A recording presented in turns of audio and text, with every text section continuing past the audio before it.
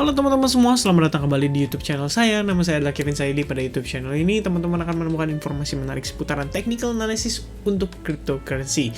So if you guys like crypto, make sure to hit the subscribe button and don't forget to leave your thumbs up kalau kalian suka dengan kontennya ya. Kita akan berikan update seputaran Bitcoin. Jadi sekarang itu pukul 3 pagi ya guys. Saya berikan update ini kenapa? Karena sebenarnya ini adalah kita bilang ya, sebenarnya gini, di balik optimisme kita atas penguatan yang terjadi belakangan ini, saya mulai melihat kondisi, ya bisa dibilang ini kondisi yang perlu kita antisipasi ya guys. Jadi balik lagi, bukan berarti pasti terjadi. Probabilitas ini ada, tapi menurut saya sedikit di bawah 50% kemungkinan terjadinya. Cuma nanti saya coba paparkan apa yang menurut saya ada potensi terjadi, dan teman-teman kasih penilaian sendiri tentunya ya. Nanti bisa tulis di kolom komentar kalau misalkan pengen memberikan feedback ya untuk analisis yang saya berikan. So langsung aja kita masuk ke dalam kontennya ya. Untuk pembahasan Bitcoin kali ini, saya akan mulai dari time frame daily terlebih dahulu. Nah, nanti akan ada pembahasan juga untuk time frame weekly dan juga untuk time frame 4 jamnya. Jadi teman-teman bisa gunakan untuk mungkin untuk perbandingan transaksi jangka pendeknya si Bitcoin. Oke? So, untuk time frame daily sendiri, sebenarnya kan waktu lalu saya sudah sempat sampaikan ya bahwa kita ini menurut saya ya, kita itu sedang menuju ke wave 5-nya daripada si Bitcoin ya. Waktu lalu kita udah sempat bahas masalah wave ini itu dari sebelum terbentuknya wave 3 ini ya. Jadi waktu lalu itu belum terbentuk wave 3. Saya mau remind sedikit, refresh sedikit ke teman-teman ya. Jadi waktu lalu kita udah bahas ini membentuk falling wedge pattern ya, breakout falling wedge pattern artinya strong buat Bitcoin. Nah, setelah terjadi breakout, kita sempat ketahan sama broadening bottom pattern ya di kisaran area ini. Ya, kita ngelihat market abis itu tertahan, lalu dia terpantul dan drop untuk koreksi. Nah, lalu kalau misalkan kita extend sedikit, ada trendline yang terbentuk dari sini ya. Kita gabungkan antara dua titik tertinggi ini yang juga kebetulan sudah break ya. Jadi sebenarnya ada 3 pattern atau 2 pattern, 1 trendline yang sebenarnya menunjukkan cukup positif terhadap pergerakan Bitcoin ini ya, until something terjadi, yaitu kondisi sideways di pekan lalu ya, atau di 2 pekan lalu ya, tepatnya kisaran tanggal 20 Agustus sampai kisaran awal September. Itu selama hampir 2 minggu kita hanya sideways di situ-situ aja guys ya. Itu mungkin bisa jadi proses distribusi, bisa jadi proses akumulasi, itu banyak banget ya istilahnya pendapat-pendapat di luar sana ya. Ada yang bilang, oh ini distribusi nih, Big Fund atau whale sudah mulai buang barang ya. Tapi ada juga yang bilang di sini adalah proses akumulasi. Yang mana sebenarnya kalau saya pribadi, ini yang menurut saya ya, ini yang saya lihat saat ini. Guys, sebenarnya $51.000 ini adalah Fibonacci yang saat ini atau resistance key Fibonacci atau key resistance atau golden ratio apapun itu yang menurut saya cukup penting ya. Saya tarik dari swing high to swing low yang ada di sini. Lalu kalian bisa lihat di sini kita dapat area Fibonacci 61,8% yang sering dibilang orang dengan golden pocket atau golden ratio, dan itu di kisaran $51.000.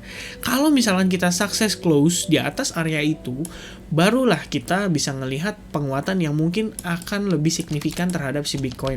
Tapi sebelum kita ngelihat kondisi itu, maka risk untuk downside pressure-nya atau selling pressure terhadap si Bitcoin itu masih ada guys ya. Kenapa? Gini, saya pengen kasih lihat ke teman-teman. Pertama, kita bring back dulu si relative strength index ya. Di sini menunjukkan adanya bearish divergence. Oke. Nah, satu kondisi lagi yang pengen saya tunjukin ke teman-teman adalah proses penguatan kita yang every time kita create higher high ya, itu slow but sure kita mulai ngelihat adanya pelemahan momentum atas buyernya ya. Kalian bisa lihat di sini ya, dari 44% mulai ke 25%, terakhir 13,49%, dan yang terbaru ini kalau misalkan kita ketahan dan ke pullback di kisaran area ini cuma 10% penguatan aja guys ya. Artinya slow but sure momentum bull itu perlahan-lahan mulai fade away. Fade away itu kayak mulai memudar lah bahasanya kalau dalam Indonesia ya. Jadi ini sebenarnya satu kekhawatiran ya, sebenarnya untuk antisipasi aja. Balik lagi, ini adalah untuk antisipasi. Lagi pula kan kemarin kita udah sempat bahas ya tentang si ascending broadening wedge pattern yang udah kita attach di chart ini semenjak beberapa hari atau pekan lalu kali ya. Nah, di mana ascending broadening wedge pattern ini sebenarnya memang dasarnya ini merupakan patternnya bearish gitu ya. Kurang lebih kayak gini gambarannya guys. Memang dia ada kondisi bisa terjadi seperti ini ya. Tapi sebenarnya kalau kita bicara originalnya dia ya, itu mostly-nya adalah seperti ini. Ini adalah si ascending broadening wedge pattern ya. Baru terkonfirmasi kalau misalkan dia break di bagian supportnya tentu ya. Tapi ya hal itu tentu kita perlu lihat dulu ya. Sampai dia konfirmasi breakout, ya barulah ada kemungkinan kita ngelihat koreksi yang lebih dalam. Tapi kalau misalkan kondisinya, saya cuma mau sampaikan bahwa ada kemungkinan kita sideways di sini ya, sampai nanti exponential moving average 21 nyamperin lagi mungkin, lalu kita terjadi breakout lagi ya, hal-hal tersebut ada kemungkinan. Nah saat ini sih kalau ngelihat dari candlenya, memang kita terlihat sangat positif ya, dimana di sini tampak sangat bullish pada closing atau mendekati closing hari ini sekitar 4 jam mendatang di jam 7 pagi nanti, yang manakala juga merupakan closing dari time frame weekly. Dan di sini saya mau angkat Bitcoin logarithmic growth curve ya. Di sini kalian bisa lihat ya, saya bisa matikan dan nyalakan. Nah, untuk garis yang berwarna merah ini ya. Garis yang berwarna merah ini, yang di tengah ini, itu merupakan bagian tengah daripada si Bitcoin logarithmic growth curve ya. Yang mana kalau misalkan kita lihat saat ini, dari penguatan terakhir, ini kan adalah satu-satunya candle merah yang kita lihat ya, sepanjang time frame weekly. Dan kalau misalkan kita closingnya kayak begini lagi, sebenarnya sih saya bilang cukup positif. Cuman permasalahannya guys, balik lagi, kita dekat sekali dengan resistance areanya dia ya. Yang manakala kalau misalkan ini consideration aja ya, sebagai bahan pertimbangan kalau misalkan teman-teman ada yang mau entry terhadap koin-koin kesayangan kalian ya. Make sure kalian mungkin bisa mengurangi risknya ya. Kayak saya pribadi justru malah sudah mulai mengurangi porsi atau token-token yang saya hold, baik itu spot maupun trading yang di futures, marginnya sudah mulai saya kurangin. Karena saya jaga-jaga guys, kita nggak ada yang tahu apakah di sini kita akan mendapatkan selling pressure yang cukup tinggi. Kenapa? Ya karena tadi beberapa hal yang saya sampaikan dari weekly Bitcoin logarithmic growth curve dan juga dari Fibonacci retracement 61,8% pada time frame daily ya. Untuk time frame 4 jamnya ini sekedar tambahan aja teman-teman ya. Belum tentu terjadi, tapi saya pengen teman-teman antisipasi, balik lagi ya, supaya tidak terlalu confident, supaya tidak terlalu merasa bahwa oke, Bitcoin ini udah bener-bener dalam kondisi yang super kuat yang bakalan meletus sampai ke all time high-nya lagi ya. Balik lagi ini antisipasi ya. Kalau saya pribadi lakukan hal itu. Kita lihat ya. Ini kemarin saya pengen fix ya. Kemarin kita itu sempat ngelihat ini. Ini kan saya akan bring back chart kosong buat teman-teman ya. Kita akan coba discuss ya. Nah, pertama guys, sama halnya seperti yang tadi saya bahas di time frame daily. Kalian bisa lihat ya. Kalau misalkan saya zoom out seperti ini, apa yang kalian lihat ya? Slow but sure, momentum buyer itu mulai fade away ya guys. Dia mulai slowing down dan anytime bisa aja kondisinya seperti ini guys ya. We don't know yet until it happens, pastinya ya. Jadi kalau misalkan teman-teman ada yang bilang, lu kalau kasih analisis selalu dua arah gitu, ya memang begitu, karena kita perlu mengetahui kan kalau misalkan dia terjadi breakout pada bagian atas, apa yang akan kita lakukan, dan kalau misalkan skenario-nya tidak sesuai, apa yang harus kita lakukan. Sama aja kayak kita main catur ya. Kalau misalkan musuh jalan ini ya kita harus gimana. Tapi kalau misalkan ternyata dia bukan jalan yang itu tapi dia jalan yang ini, kita kan nggak tahu guys ya. Itu yang harus kita antisipasi terhadap segala kemungkinan yang ada. Jadi kalau misalkan saya lihat saat ini guys, momentum bayarnya sendiri slow but sure itu mulai memudar, mulai fade away ya.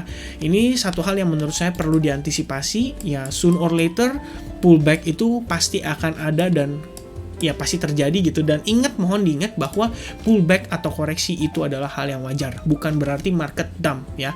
Kalau misalkan dia terkoreksi sampai sini aja, itu pun masih wajar guys ya. Balik lagi, ini adalah area terakhir kali dia melakukan pump yang menurut saya signifikan. Karena setelah area ini kalian bisa lihat ya, high-nya itu slow banget ya. Dia susah banget create higher high ya. Beda dengan kondisi-kondisi sebelumnya. Jadi itu aja yang perlu diantisipasi oleh saya pribadi gitu. Kalau misalkan teman-teman punya point of view lain atau perspektif lain dari analisisnya, ya maybe boleh sharing-sharing ya di kolom komen sekali lagi.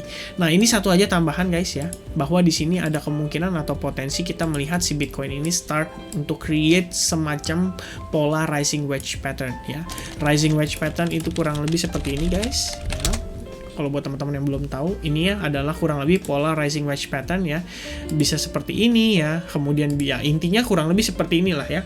Ketika dia breakout, retest, sometimes itu bisa ngebawa market drop lebih rendah lagi ya. Dan ini kondisinya sebenarnya mirip dengan di time frame daily ya, pada kisaran awal tahun lalu gitu ya, membentuk semacam rising wedge pattern ya, kurang lebih seperti ini ya. Biasanya dia ada 2 sampai 3 wave ya, itu yang perlu kita antisipasi. Saat ini kita baru masuk ke wave keduanya dia ya. Jadi ada wave satunya, kemudian ini potential wave 2-nya kita ya. Baik itu untuk bull-nya maupun untuk bearish-nya.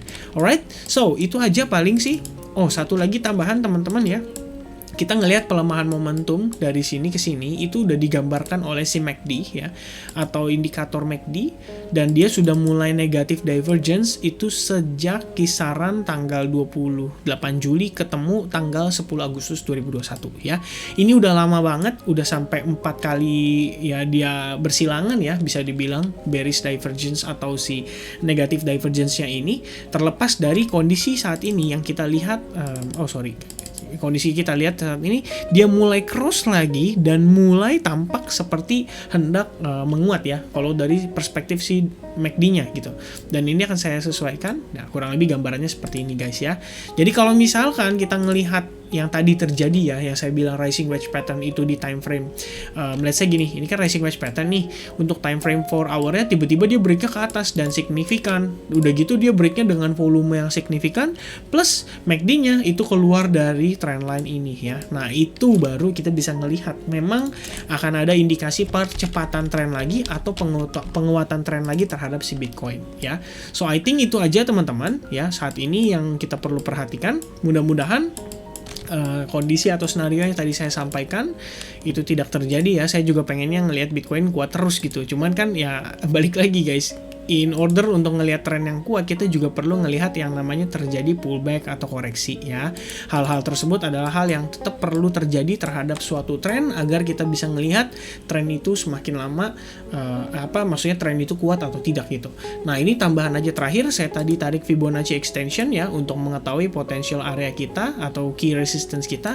Saat ini kondisinya kita lagi ngetes nih guys ya, untuk bisa survive dan close di atas $50.400 ya. Nah, tambahan aja untuk area support kita mungkin di kisaran area ini ya. Seperti yang kita tahu kemarin kita struggling banget ya untuk bisa break 49.300. Kalian lihat ya berapa rejection yang terjadi di sana until kita finally breakout dan kita ngetes. Kalian bisa lihat tailnya panjang banget, tapi kita successfully close di atas area ini ya, which is 49.300. Menurut saya ini adalah area yang bisa kita consider sebagai key support kita untuk saat ini ya. So as long kita ngeliat Bitcoin dia sukses untuk close di atas area yang tadi saya sampaikan ya teman-teman, kita masih bisa ngelihat dia mengalami penguatan. Tapi kalau misalkan dia fail di atas 51.000, mungkin antara kita sideways atau cenderung koreksi lagi ya. Kalaupun koreksi, itu adalah kesempatan yang bagus untuk kita entry kembali nantinya. Oke? So, that's it from me. Thank you very much teman-teman untuk yang udah nonton video ini, apalagi yang nontonnya sampai selesai. I wanna say thank you very much sekali lagi. Teman-teman kalau misalkan suka dengan konten yang saya sampaikan ini, tolong bantu saya dengan klik likes buttonnya ya. Kalau misalkan nggak suka, ya nggak apa-apa. Tapi ya begitulah ya.